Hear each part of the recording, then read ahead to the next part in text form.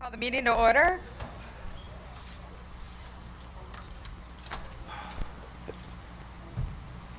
Okay. Good. Excellent. I'd like to call the meeting to order. May I have an approval of the agenda? So moved. Second. All those in favor? Aye. Thank you. John Acom, could you please lead us in the Pledge of Allegiance? Would you all please rise? I pledge allegiance to the flag of the United States of America and to the republic for which it stands, one nation, under God, indivisible, with liberty and justice for all.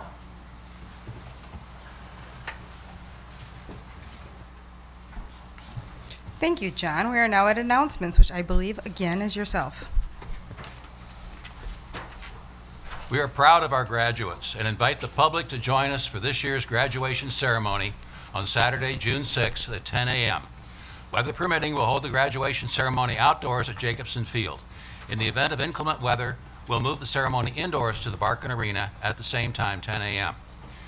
Videogenics will again video record this year's graduation. You can begin placing orders now by calling 754-8411. Videogenics will also take orders at the ceremony on the 6th. We are now looking forward to the recognition of our retiring staff, and we'll miss them all. There will be an open house for them on Sunday, May 31st from 2 to 4 p.m. at the Ironworks Hotel on Pleasant Street. The recognition part of the reception will begin at 3 p.m., and we invite our community to be a part of the celebration of these treasured individuals. We also invite the public to attend the Celebration of Morgan event, scheduled for Thursday, May 28th from 6:30 to 8 o'clock p.m. Morgan School will be closed at the end of this year, along with McGlenigan, as we prepare to open the new Fran Frusen Intermediate School this fall. The last day of school this year is June 9th. This will be a regular full day of classes for our district students. Our high school students will go to class according to their exam schedules. We wish all of our students, families, and staff a wonderful summer season. This concludes our May announcements. Thank you, John. John, one come in, please. Just one thought, right? Having done a couple of graduations, it takes the entire community to get us outside. So everybody start now. We're thinking 68 to 70, sunny, a little Yeah. cloudy, 74. just no precipitation. Would be great. So everybody start that now, and by the 6th, we'll be perfect. There you go. Right. Thank you, John. Let's move forward now with recognitions. Ms. Badger, if you could join us. Thank you. Hey, thank you. A few recognitions tonight. Our first one is of the Blitmore High School yearbook students. So if we have our creative advisor, Jennifer Schmitz, and her students, please join me at the podium. As everyone knows, this is a huge deal for us and the high school. It's really kind of a collection of all the memories, treasured memories that they have at the school, and things that we look back on well into our 30s. I did not just say my age, so. But this is our advisor, Jennifer Schmitz, and I'll let you take it over. All right. Good evening, everyone. Well, we had a good year with your book. Whitney Klein and I went to a workshop last summer, and this is where quite a few schools who use Walsworth get together, and we kind of share ideas, see what new ideas are, and we look through a lot of other yearbooks. And the nice thing is we got some good ideas, and we implemented those ideas this year, and I'm really excited about it. We spread out our sports section, so now we have a dominant photo in there and some other things that I know you'll like. We used a lot of white background, which makes it look a little bit more professional looking, which I really like that also. And then we changed up our, well, I shouldn't say we changed up our front cover because I still wanted to go with the glossy front cover, but thankfully our publisher kind of messed up on our front cover to our advantage. And I always like saving money, so that was a nice thing too. But it's a beautiful cover. It's just exceptional. I love it. And then also I'm going to have my student Allie go ahead and explain Erasma, which I know some of the students are knew about it last year, and we're going to do it again this year in the yearbook, and I'll let her demonstrate and explain. Okay. Erasma is basically videos in our yearbook. And what you do is you download Erasma on a phone or an iPad or some sort of electronic device. And you sign up. It's free. You just sign up. Basically, you just enter your email and a few, like your username and a password.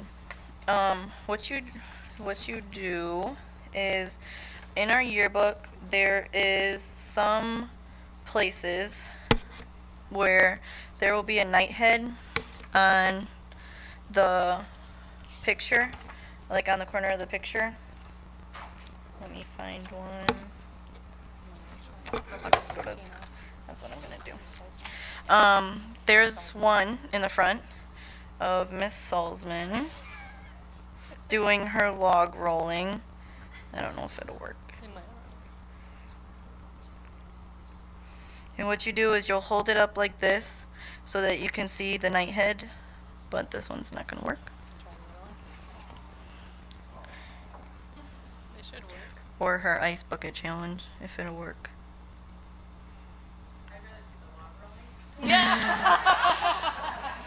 Okay. Let me try to find a different one. Where's the soccer page? The boys soccer. Yeah, boys soccer. I Are don't they know if together? girls does. You know, it might not work because some of the apps don't work with the district servers. So Okay, so it just might not. Well, we had a soccer one that we played earlier that worked. This The one. boys. This one, I believe, yeah. This one, sometimes your lighting depends on it too. This one was working earlier, so I know it works. But it's not going to for us. Well, it's technology for you. It works when, doesn't always work when you want it to work. Doesn't like to work on demand sometimes. But anyways, you get the general idea. The pictures will have a nighthead next to it, and what it does is after you download the app onto your device, you can go ahead and put your device over the picture, then it will play a video for you. Yeah, but I promise, if not, working. you know. They do work. But yeah, it was a great year getting this all together. Very excited about getting them out. We're going to start distributing them tomorrow after school. That way, I want to make sure all the seniors get a chance to purchase a yearbook before they leave next week, Wednesday. So, trying to get ahead of the game. May I pass them out? Or would you like me to do that? Who are we giving?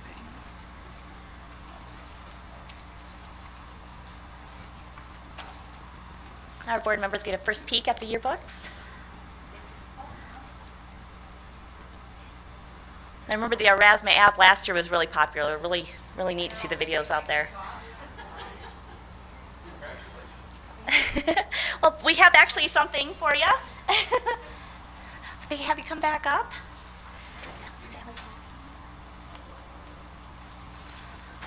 We can maybe have Allie help hand them out at school. We actually have a certificate here. So all the students involved will get a certificate in recognition of professionalism and leadership demonstrated during the production of the Beloit Memorial High School Yearbook, a district and community treasured keepsake. So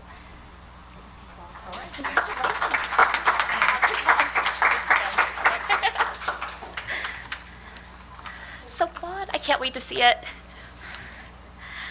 Now we have some more students I'd like to recognize. So I'd like to call up Jazz Band 1 from Beloit Memorial High School and their director, Chris Behrens. Please join me at the podium.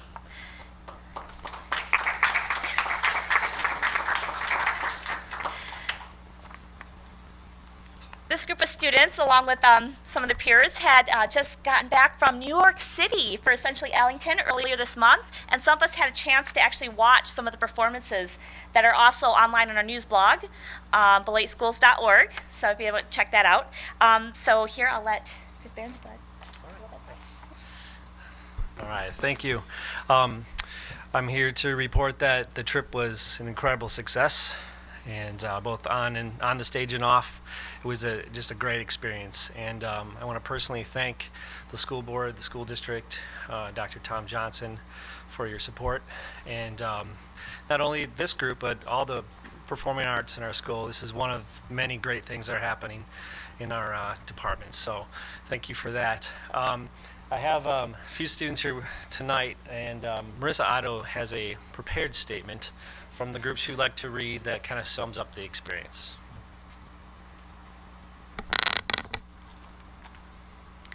How has Essentially Ellington impacted my life? Well, in all honesty, words cannot describe it.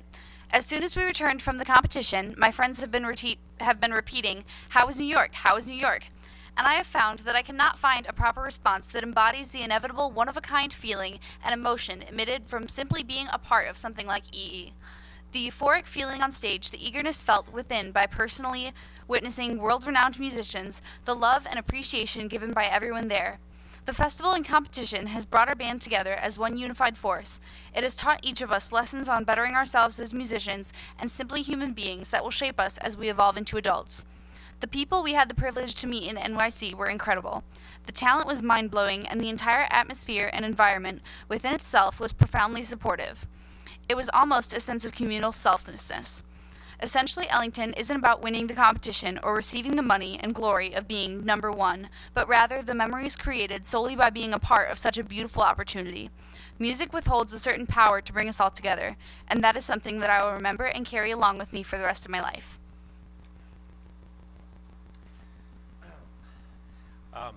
We haven't received all the feedback yet from New York as far as where we placed. We know we didn't place in the top 4, but we did receive 6 outstanding soloist recognitions, which is the most we've ever had, and I believe it's tied for the most of as far as the other schools too. We had 6 recognitions, and I also want to make mention about Frank McKern, who's here.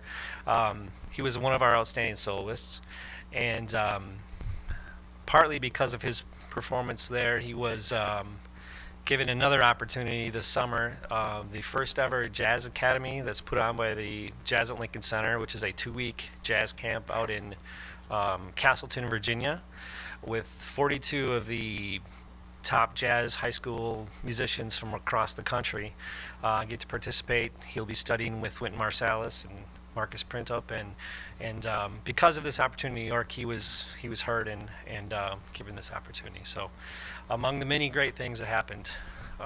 So, thank you again for your support. We really, really appreciate it.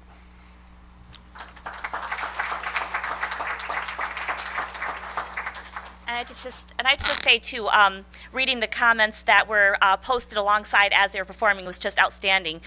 Beloit got a lot of kudos, and it was really fun watching you guys perform. You could tell that you were not only professional, but you were really into it. So you looked like you guys were having fun, and it was a joy to watch. So we have for you certificates in recognition of participation in the selective, as it is only 15 schools across the nation that get to go, Essentially Ellington Jazz Festival, due to dedication and outstanding musical talent.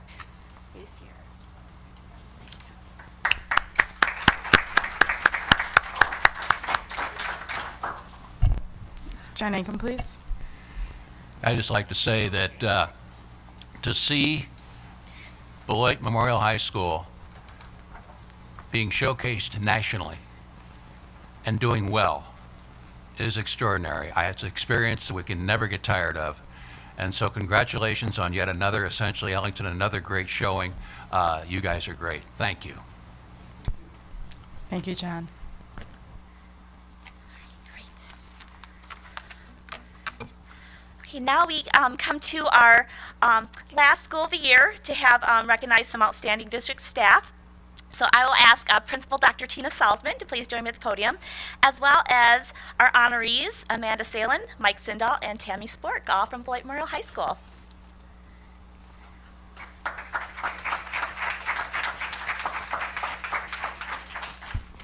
Good evening. It's my pleasure to recognize these 3 fine staff members from our Greater Beloit Memorial staff. And of course, I wish I could bring everyone here, but I was told I only get 3. So I'm kicking it off first with Tammy Spork. She is unique in that she brings a female perspective to our technical education department. Along with that, she brings a wealth of knowledge to our classroom, as she has previous industry experience that augments her classroom, and specifically around engineering each and every day. She was instrumental in assisting Beloit Memorial with getting certified this past winter with Project Lead the Way, which has opened doors for our students to earn upwards of 12 credits to the Milwaukee School of Engineering. This also affords our students an opportunity to earn additional scholarship money just with the completion of one Project Lead the Way course. So if a student were to go on and enroll in Project Lead the Way, or rather at MSOE, and they've taken a Project Lead the Way class, they can earn upwards of an additional $3,000 each year. So that's quite a tremendous tuition savings for our students. Additionally, this past semester, her students were invited to the International Technology and Engineering Educators Association Conference in Milwaukee. Here, the students were recognized for their design work around the prototype iPad key cart, which you all had the opportunity to see. So quite an honor. And like so many teachers in our district, she goes above and beyond with her commitment and devotion to our students. She works countless hours before and after school with students so that they can successfully participate in our first ever LEGO League competitions, and she really is the driving force behind creating and establishing this robotics team. And so we thank her for all that she does on behalf of our students at Beloit Memorial.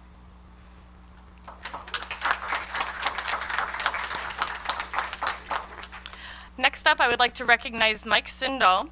As an innovation coach at Beloit Memorial, Mike plays a crucial role not only in working to make sure that the technology logistics go on without a hitch, but he also provides numerous trainings each month based on a spectrum of need for our staff members. His professional development is always accessible, welcoming, and he embraces people no matter where their comfort level is and meets them where they're at. Staff members are able to access his technology sessions after school in small group sessions or one-on-one if necessary. Mike will go the extra mile for anyone who needs or wants his assistance. Additionally, Mike is a visionary and a pioneer when it comes to thinking beyond the now. He has worked to support all of the technology needs in the building, including providing support when a crisis hits in the middle of Aspire testing, and for that, I thank him. In addition to that, he has been one of the major forces and facilitators of the one-to-one rollout at the high school, and we really couldn't have done it without him. So thanks to Mike, we have also had our first ever video announcements for students every Friday this year. Together with Ms. Celine and the students in the public speaking class, they have created and sent out announcements each Friday.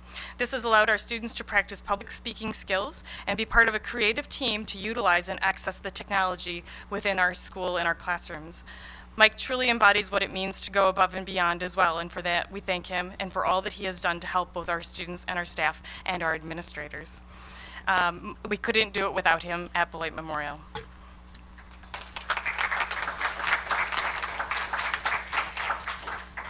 And finally, it's my pleasure to recognize Ms. Celine this evening, who rounds out the recognitions.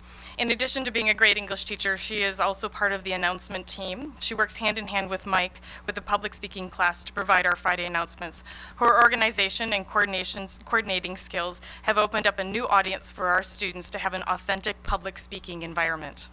While fulfilling her teaching duties and augmenting her students' learning opportunities, she has also selflessly stepped up to assist her fellow English teacher, who was earlier this year involved in a car accident. She worked with other members of the department to provide sub-plans, grade papers, and provide instructional guidance so that student learning would continue during her colleague's absence. And finally, Amanda is also a member of our Student Equity Committee, which examines and addresses issues surrounding LGBTQ students.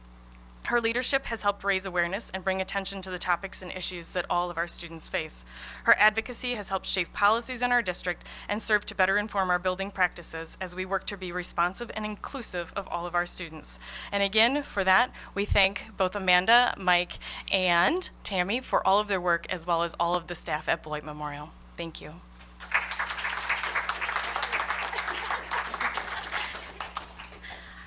And we have a certificate for each of you in recognition of professionalism, caring, leadership and learning, and dedication to the education and well-being of the students of the School District of Beloit, and the I Make a Difference pin. So,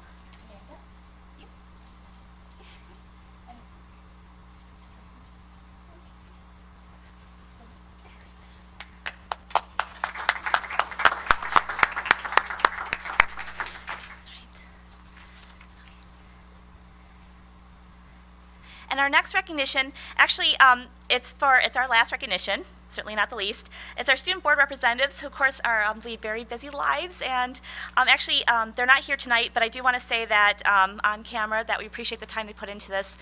Being a board member, you all know preaching to the choir is hard work, and you guys put a lot in, and it's so nice that they were able to join in this level of local democracy and get their student perspectives. So really appreciate both Colton Bell and Maisie Lewis for their work.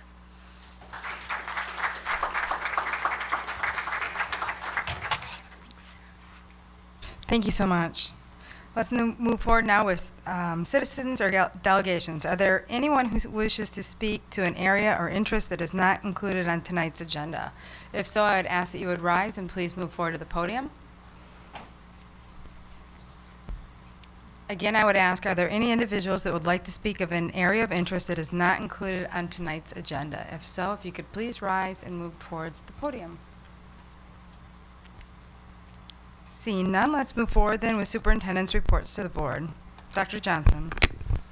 Good evening. Tonight, I wanted to have Peg Mullenkamp from our curriculum department, as well as Emily Pelz from our pupil services department, take a few minutes to present graduation rate information for the school district of Beloit from 2014, as well as to the viewing public. So while they're getting set up, I would say this information has been relayed in some fashion and form in the local paper and media. However, I think it's worth taking a look at not only 2014, but perhaps the trends, some of the trends we've seen in the last 5 years with graduation rates in our district. So they're going to walk us through this for a few minutes, and I will also add the question with graduation rates is there are many highlights this year. There were things that I was pleased with. But if the question is posed, are you satisfied? The answer is the same for me each year. We're not satisfied. We can always do better, and we will continue to strive to do better. But I do think Beloit will have some things that we can walk away from and be very proud of with our educators and our students. So take it away. Emily and I have the privilege of sharing some really good information with all of you, and we want to start off by saying that this is a K-12 effort that we're able to show you tonight, and that the specific information you're viewing is the 2013-2014 graduation, four-year graduation cohort. And our goals for this evening are to answer the following three questions. So how does the school district of Beloit graduation rate compare to the state? What are the pathways and opportunities for students available in the school district of Beloit? And then finally, how does Beloit Memorial High School compare to other similar high schools locally and throughout the state? And we'll revisit these at the end. Okay, so we are going to begin by looking at some demographic data. On this graph, you will see that the blue is the state graduation rates, and as you can tell in the trend line in the first graph, that line has been staying consistent in over the past 5 years. And then the orange line represents our district data, and you can see that we are making steady progress towards closing the gap.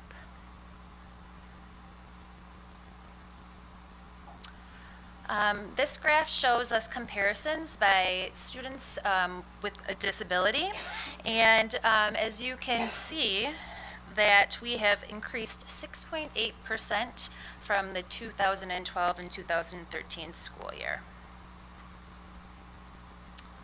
Here we look at our students who by economic status, and you can see that the school district of Beloit is 7.1 percentage points above the state average. Over the last 4 years, we have had a 5.7 increase, and we have exceeded the state rate over the past 5 years.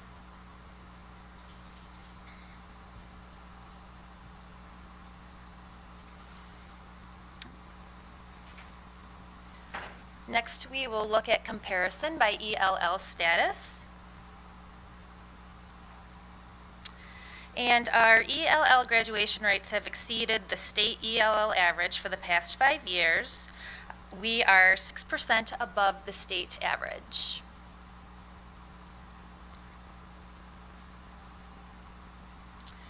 Next, we have a breakdown by gender. Oops. And you will see that our female graduation rate percentages have been consistent for females for the past 5 years. And for our males, we have increased 16.9% from last year.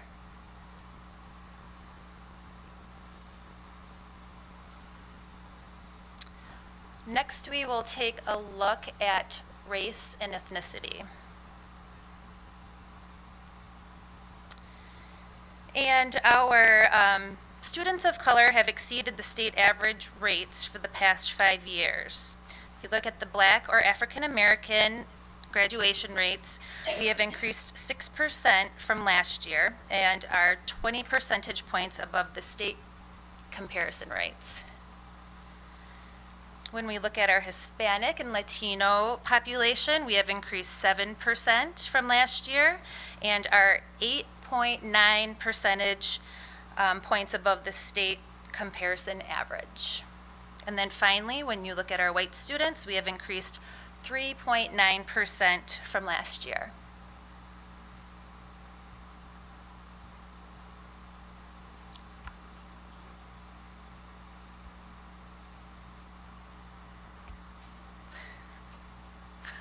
Is that going?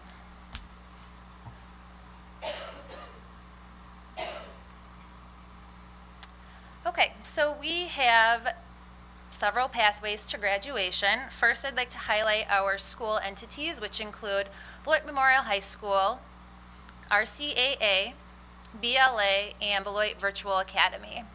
And then within those entities, we have several programs that create pathways to graduation. One of those programs are the GEO2 program. And this program allows students to take the GED test and complete their high school graduation requirements to obtain their high school diploma.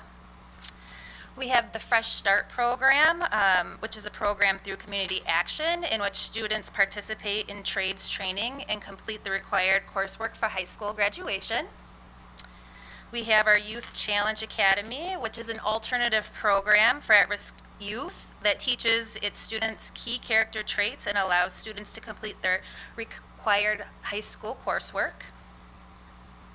We have our School Age Parent program, which allows our teen parents an alternative pathway to graduation. And then we have our Beloit Alternative program, which is an educational program for our expelled students.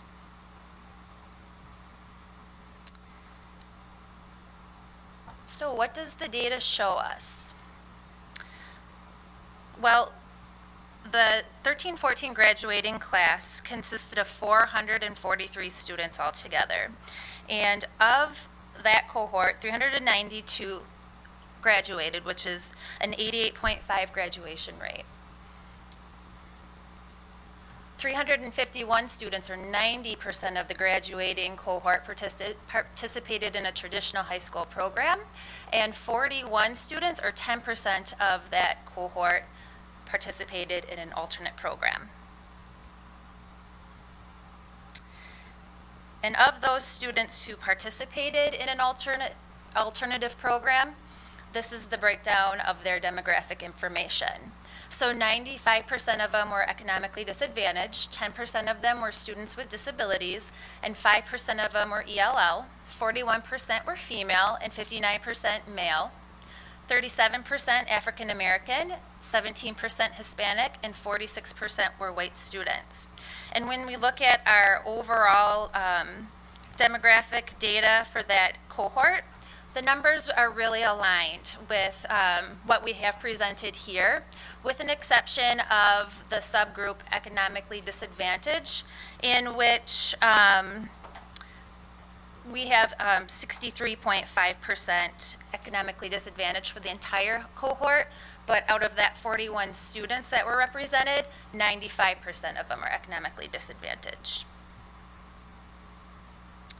So Peg is going to tell us how BMHS graduation rates compare to similar schools in the area. All right, so I'll take a moment to address this third point, and we always wonder how are we doing to districts in our area and also like and similar districts. So we took the information for Beloit Memorial High School, Janesville Parker, Kenosha Bradford, Madison La Follette, and Racine Horlick, so that we could compare to those other buildings. And we'll look at the data two different ways. First, I want to give you a snapshot of what are the demographics of their 12th grade, their same 13-14 cohort, and then after we get a snapshot of their students, then we'll look at their, compare the graduation data.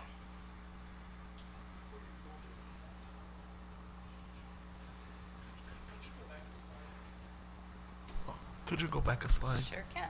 Back one more. Okay. Right there. So with the alternative program participation, it's 54% people of color, and then it's 46% white. Could you tell me what is the ethnic breakup of our student population in the school district of Beloit? Could you give me those numbers real quick so I can make a... I can, I can give you Beloit Memorial specific that we'll be going to in just a couple slides. I would have to pull up a different, Could someone give me those numbers? What's the percentage of white, Latino, African American? Okay. Okay. All right. Thanks. Thank you.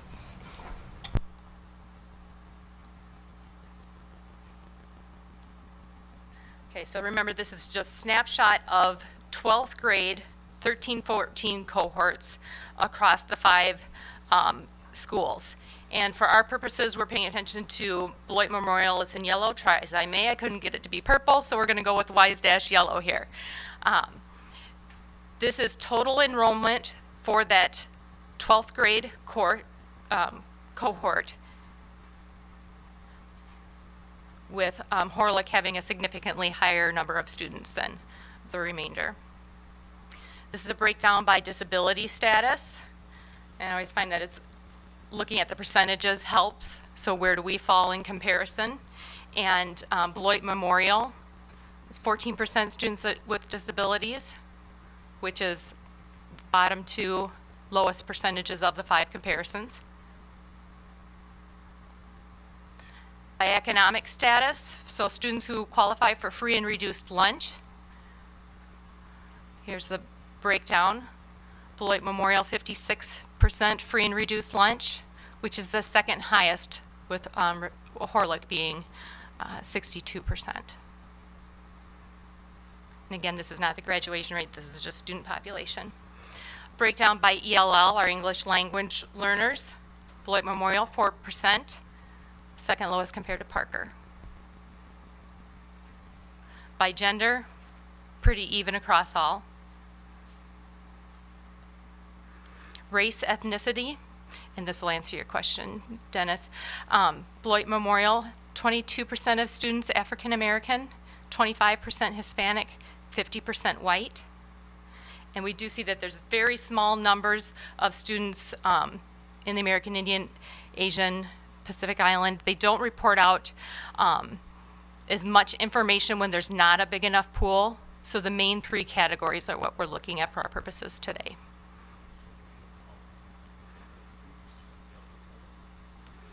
So if you were to take this number and compare it to the 41 students that were in an alternate pathway, it's fairly close, a little bit higher African American percentage in our 41 students in the alternate programming, a reduced number of Hispanic students or English language learners in the 41 students, and then the white students was about the same.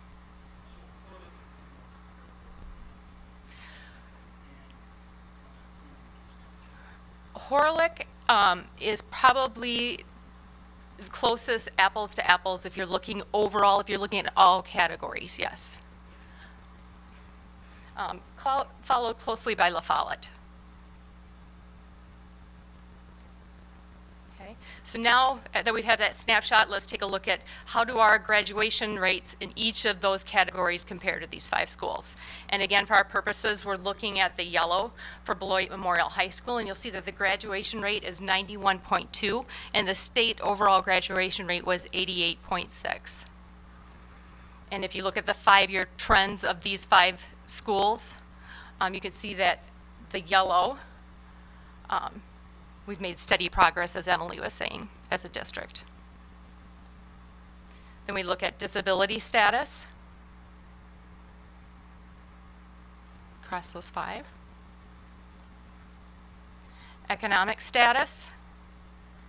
And I do want to point out here that students qualifying for free or reduced lunch at Beloit Memorial, 87.6% graduation rate, which the state graduation for like cohort is 77.9, so there's a statistical significance there, and we are just within a point of the state graduation average.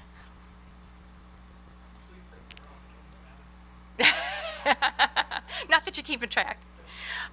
Then when we look by ELL status,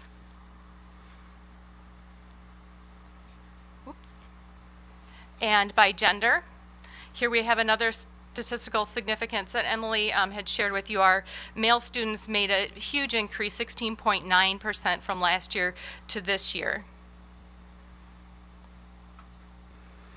And then by race and ethnicity, and this one's a little bit more difficult to read because there's so many graphs on here. But I do want to point out the data partially redacted. What they're saying there is there wasn't a big enough student pool for certain ethnicities to share in WISE-DASH because you could expose students when there's such a small number. So it's not to say none of the other schools have an Asian population of students, but Horlick was the only building that had enough students to be able to report out that group separately.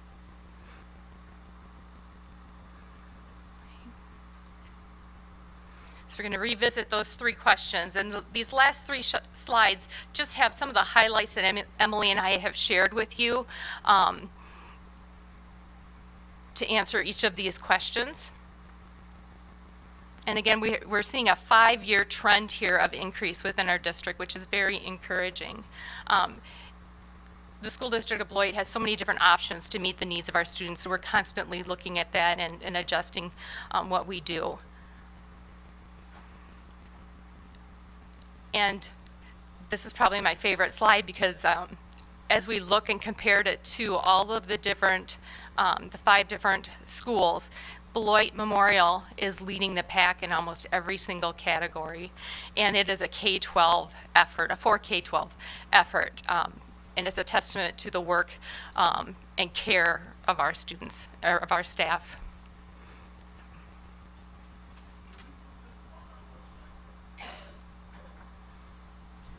The question was, do we put it on the website? Putting it in a lot of places.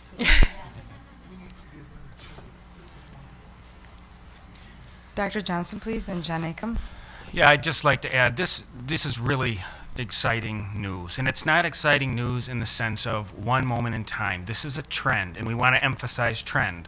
Now, we could sit here in a year or two and we could see some, I don't want to use the word correction, but for lack of a better terms, you could see things sway in a different direction.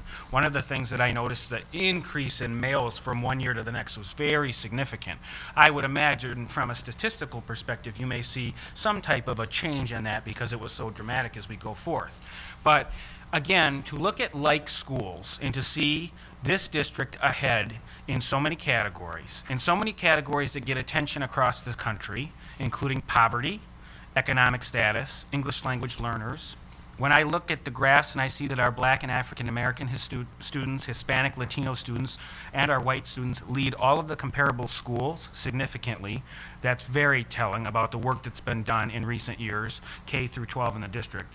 And I would like to add one more point. This data is a reflection of 4 years. So whenever in time it was determined that in high schools you go for 4 years and you graduate, that is this data. Our reality is some students need longer. They need 4.5 or 5 or 5.5. I just read this weekend an article about higher education and changing the norms of you have to be there for 4 years. Maybe you're there for 5. So as we go forward and look at our trends, we don't just look at 4 year. Next year we'll look at semester and 5 year. And what we've seen in our trends is our students are well into the 90 percentiles for graduating from the high school and from other programs in the district if we get ourselves out of that mindset that they have to do it in 4 years. We're not all the same. We don't all learn at the same rate, and we don't all come to the school district of Beloit with the same tools at the same time.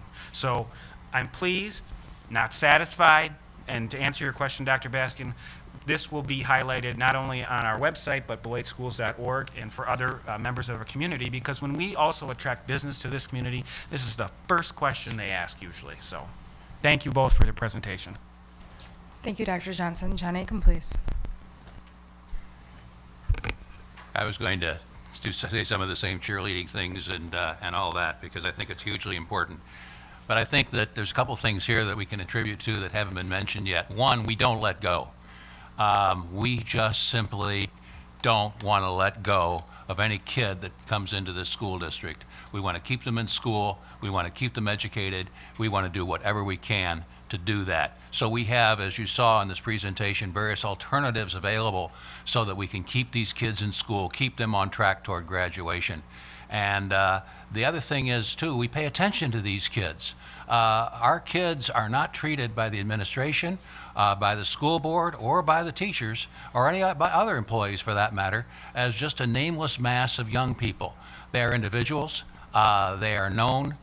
We want to keep track of them as individuals. And so it's interesting. We've got a student population here of over 7,000 students in this school district. And yet, in some ways, just because we get to know so many of these students and get to know about so many of these students, it seems like a much smaller school district. And I think that's another one of our strengths. And finally, it was mentioned during the presentation several times, and I'll reiterate it.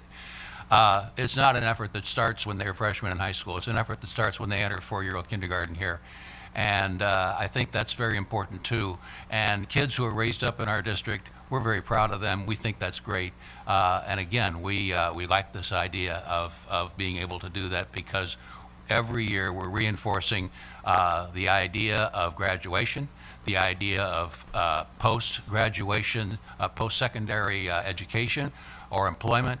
We're reinforcing also the whole idea of kids having the good character and being good citizens. So there's a lot of stuff going on in this district, and these statistics that you saw tonight help to highlight some of the tangible results that come from those good things that are going on in our district.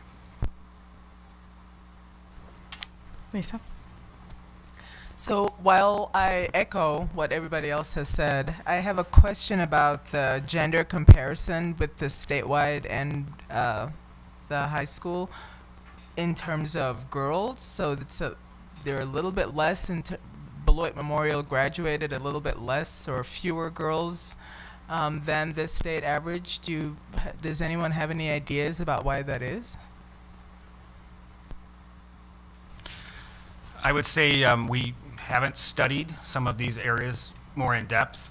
My guess is that what we see with gender typically, we don't see great anomalies. I would imagine we'd be sitting here in a year or two and we would see a correction, and it would be pretty much on par with the state. That's never been a category that we've focused on, at least when you're comparing males and females. Now when we get into other demographics of males and race and those types of things, we get a little deeper, but we can dig into that a little bit more. But I don't feel that that is statistically significant anomaly for the state. Excellent. Thank you both for the presentation and for helping us celebrate our successes. Moving forward, we are now at the area on the agenda where we're ready for reports to the board.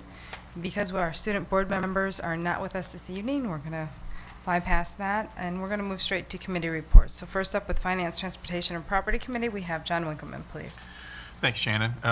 We met on May 12th and approved the agenda.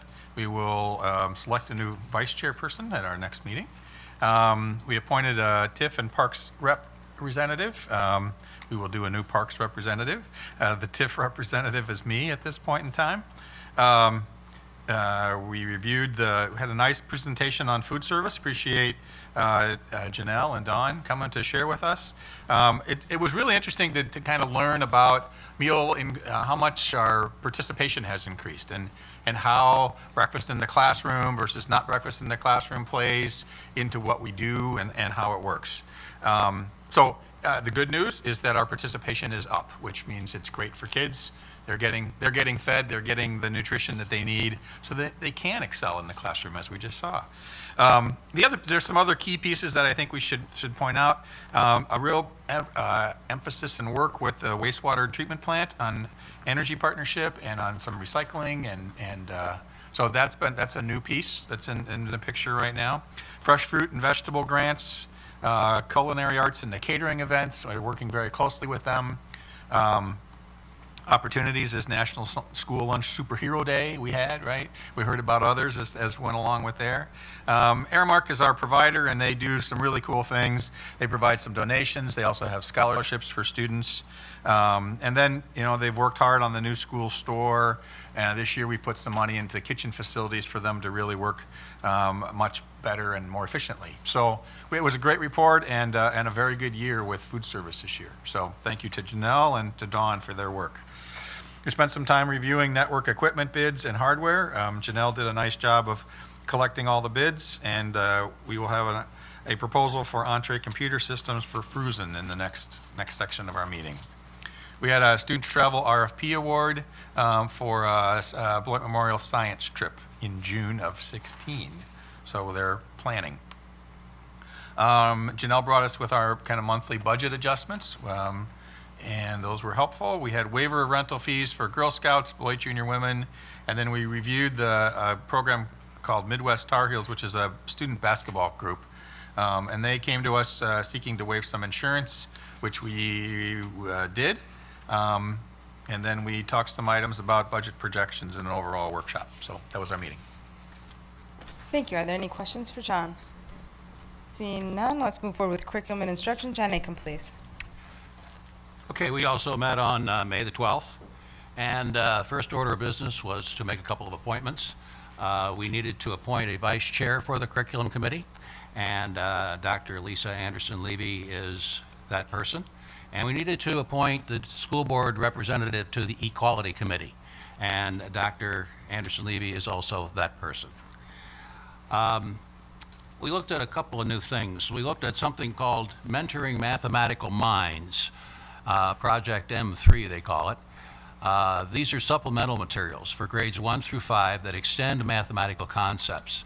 They are designed to challenge and broaden math understanding and proficiency in our higher level students. Additional skills that are built into this program include communication, critical and creative thinking, and collaboration. And again, this ties in with something that we also need to maintain interest in, which is to make sure that we're challenging our high flyers so that they don't lose interest in school and so that they can reach their maximum potential. Another thing we looked at was a 6th and 7th grade math sequence. And the purpose of instituting this sequence is to provide an advanced pathway of learning mathematics to students starting in the 6th grade, which would lead them to the capability of completing algebra in the 8th grade.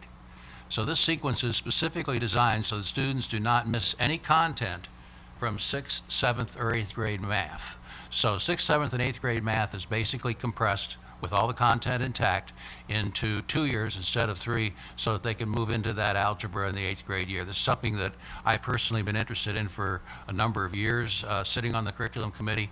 There have been some challenges. There were some challenges in terms of the way some of the state regulations were set up from the Department of Public Instruction. And now we've gotten past all that. And again, we're putting more rigor into the curriculum for those kids who are ready for rigor, because we always want to be able to do that. So those are a couple things that we did at the curriculum committee meeting on the 12th. Any questions? See no questions or comments for John. Let's move forward with policy and personnel with Nora, please. The Policy and Personnel Committee met on April 28th, and we met specifically to approve personnel recommendations. And at that meeting, John Winkleman, our Vice President, led the meeting. and present were myself and John, because we were kind of short on committee members there. On May 12th, we had our new committee formed, and members of our new committee are Dennis Baskins, Dr. Baskins, who is our new vice president, and then John Winkleman as well. Our committee determines who the legislative representative is and who the labor representative is. So our committee asked John Winkleman on this side, I'm sorry, if he would be our labor liaison, and John Acom will be our legislative liaison. Also in that meeting, we approved to the full board 3 positions. One was for the behavioral health coordinator position, and this is being paid for and to support a couple of grants. Then we also approved a youth development coordinator position, which was also through a couple of grants. And then we also approved a new intermediate math coordinator position to the full board. We had a couple of policies with minor revisions, and those are not coming to us tonight because they were so minor, but they had to do with school-age parent programs and maternity home study leave policies for teen parents. Policies for first readings that will be coming to the board tonight are Policy 343.1, Rule 1, which has to do with elementary time allotment guidelines. That was just basically to clarify what we already do, but that will be coming forward. Then we have a couple of policies for second readings, and one would be the student immunization and immunization guidelines. That's Policy 453.2. And again, those are just updated a little bit to reflect what we do. Another one, though, is on energy conservation, and that's Policy 733 and Policy 733 Rule 1. The energy conservation policy came forward basically to help us save energy and to perform, do our energy conservation a little better.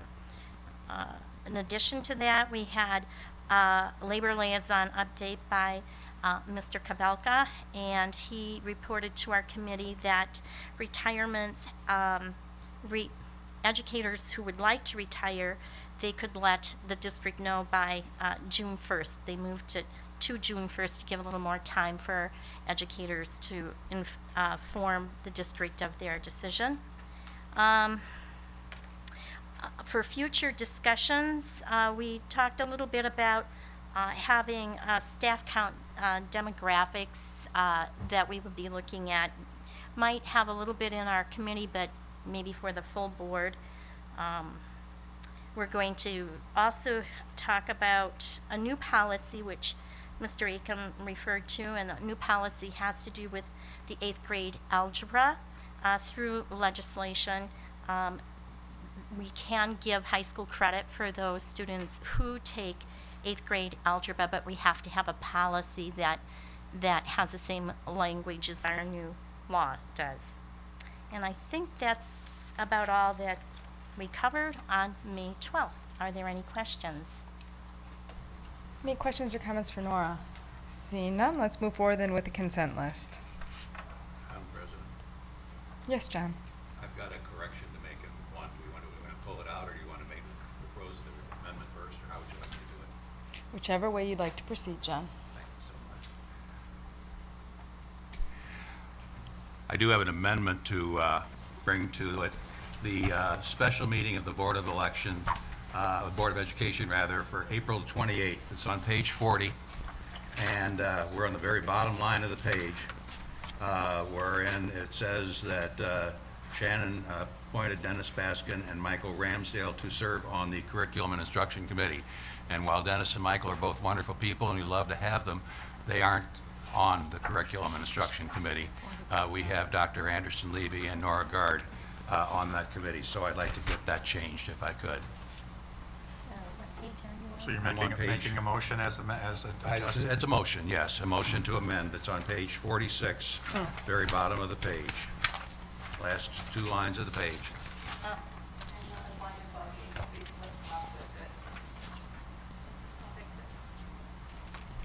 Thank you, John. As amended, then, was there a second to the motion? I'll second it. It's been moved and seconded. Any further discussion, excuse me, on the consent list? Are those people on your transportation, on your policies? Okay, she can flip them. Okay. Seeing none further, all those in favor as amended? Aye. And those opposed, motion carries. We are now at network equipment and hardware. Move approval. Madam Chairman, we didn't approve the consent list itself, though, did we? We just approved the That's what- amendment. We did as amended, as you made the motion with the amendments. Thank you, John.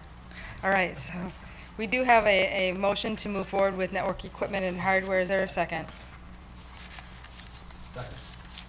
Discussion? Janelle, if I could ask one quick question on this item.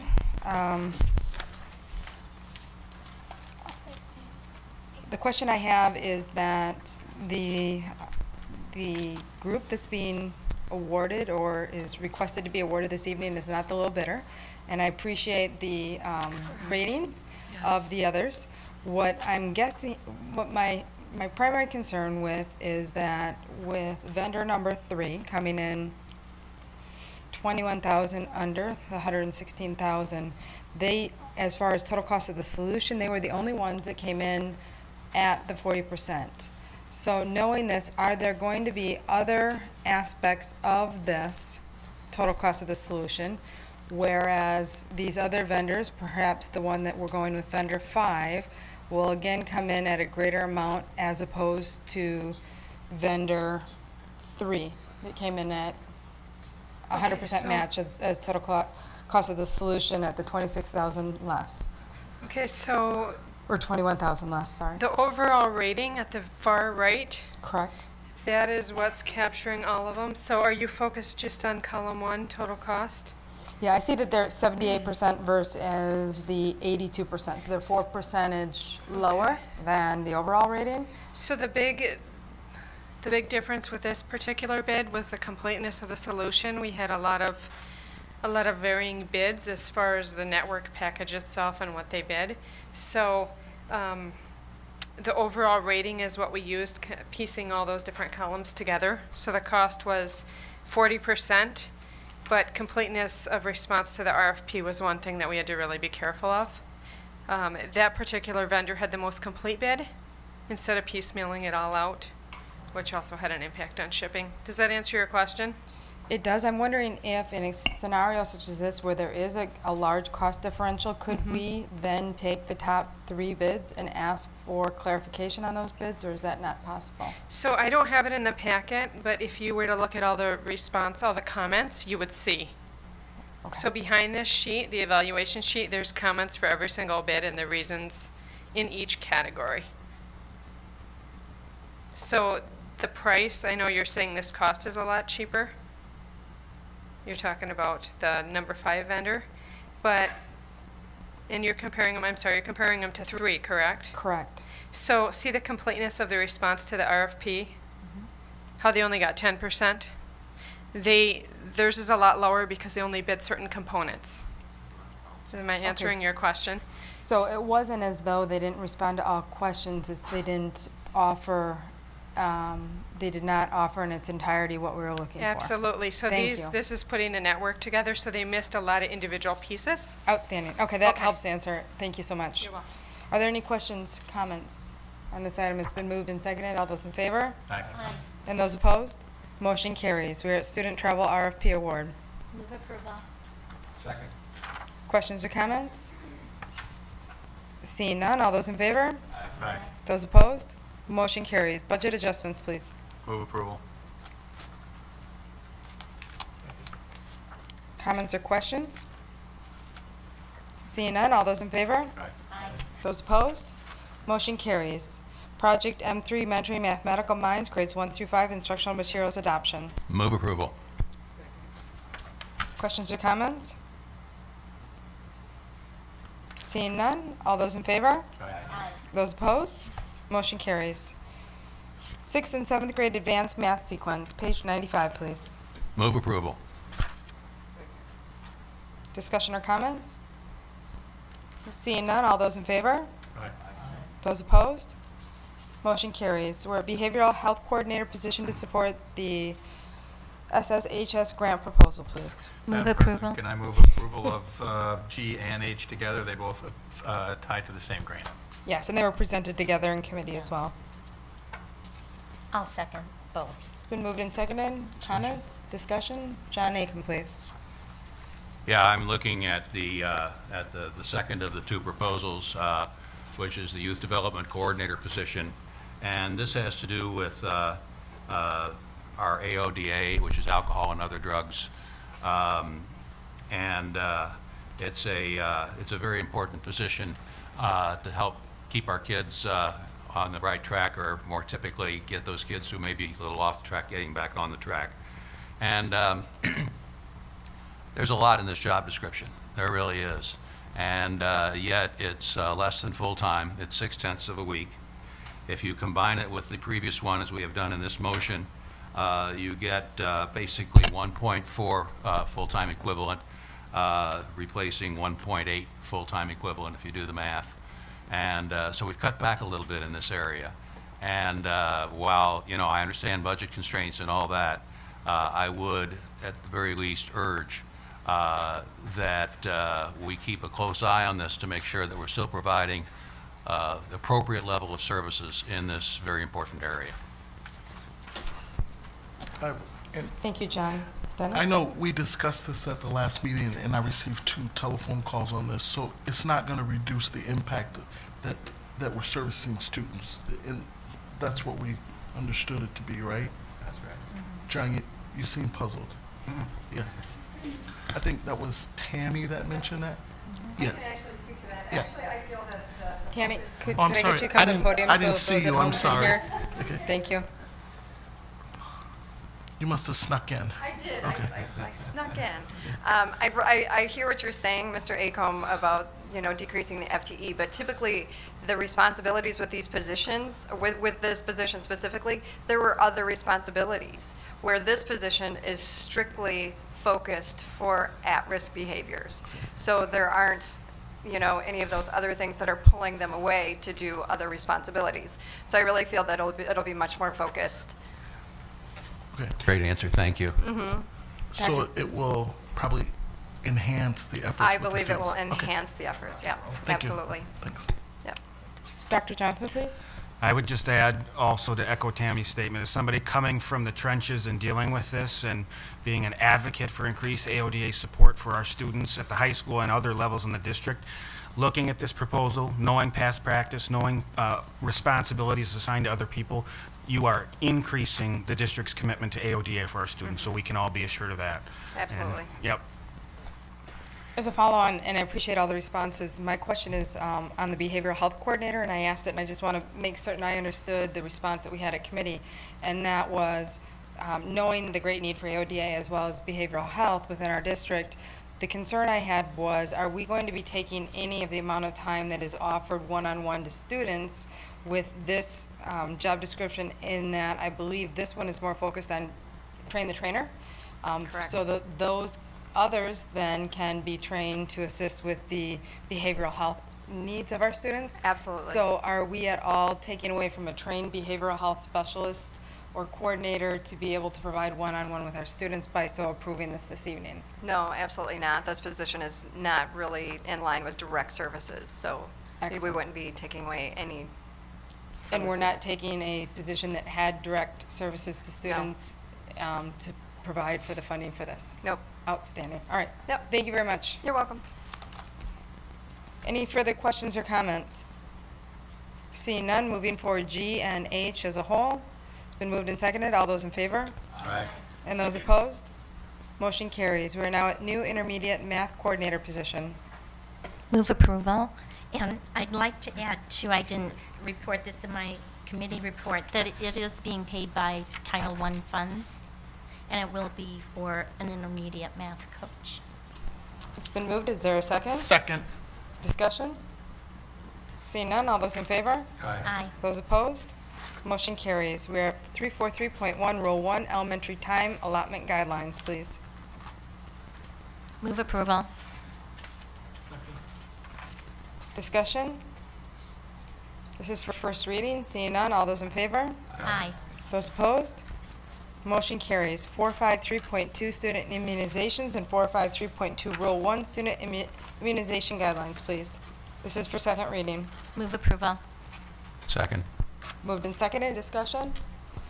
Seeing none, all those in favor? Aye. Those opposed? Motion carries. 733, Energy Conservation, and 733, Rule 1, Energy Conservation and Building Management Standard for second reading, please. Move approval. Second. Discussion? Seeing none, all those in favor? Aye. Those opposed? Motion carries. We're at personnel recommendations in reference to Exhibit A, General Employment, please. Move approval Second. of the paper that is in front of us, right? Dated Exhibit A. 5/26, There you go. 2015. It's been moved, and Nora, did you second that? Yes. It's been moved and seconded. Discussion? Seeing none, all those in favor? Aye. Those opposed? Motion carries. We're now at discussion items. Are there items of interest for consideration at future meetings?